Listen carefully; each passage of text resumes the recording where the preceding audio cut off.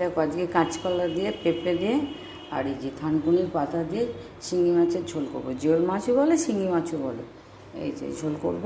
তো তোমরা বাড়িতে এই যে মাছগুলো ভাজা হয়ে গেছে, এই যে তেল দিয়েছি, পাঁচফোড়ন দিয়েছি। এবার আমি কাঁচকলার পেঁপেটা দিয়ে দিচ্ছি।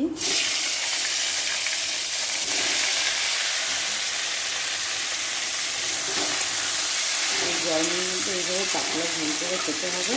এখন আর বেশি তেল মশলার তরকারি খেতে ভালো লাগছে না, এই জন্য গরম মশলা কী করলাম, আজকে একটু হালকা ঝোল করবো। তুমি শিঙি মাছ নিয়ে আসবে, তো শিঙি মাছ নিয়ে এসছে।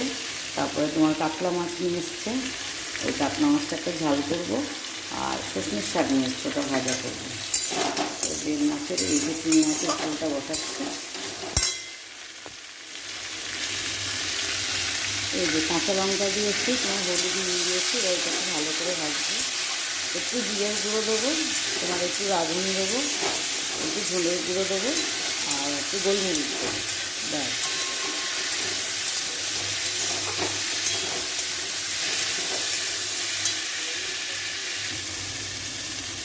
এরকম মশলা সব দিয়ে দিচ্ছি, জিরে, রাঁধুনি, গোলমরিচ, তারপর হচ্ছে ধনের গুঁড়ো, সব রকম দিয়ে দিয়েছি।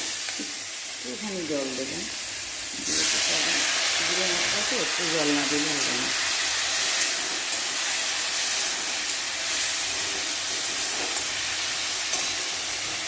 এবার আমি আমার এই থানকুনির পাতাগুলো দিয়ে দেবো।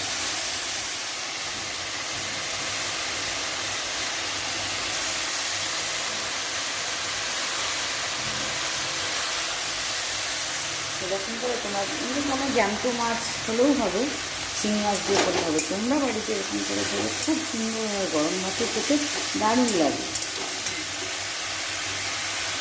এইভাবে থানকুনি পাতা দিয়ে, কাঁচকলা দিয়ে, পেঁপে দিয়ে, আলু সবজি দিতে পারো। আমি কিন্তু আর সবজি দিই, আলু তো দেবো না, আমার বড় মশলা তো আলু খেতে চাই না। আলু একটা দেওয়া যায়, ওই দিন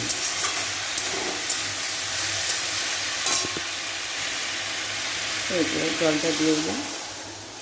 এবার আস্তে আস্তে সিদ্ধ হবে। একটু পেঁপেটা আর এটা সিদ্ধ হয়ে গেলে তারপরে মাছটা দিয়ে একটু ভাজা মশলা দেবো, সব রকম জিরে, তারপরে তোমার সব রকম মশলা দিয়ে, পরে রাঁধুনি সব কিছু দিয়ে একটা ভাজা মশলা করে রেখে দিয়েছি। এরকম জ্যান্ত মাছের ঝোল করলে নামানোর সময় একটু ভাজা মশলাটা দিয়ে নামালে ভালো হয়।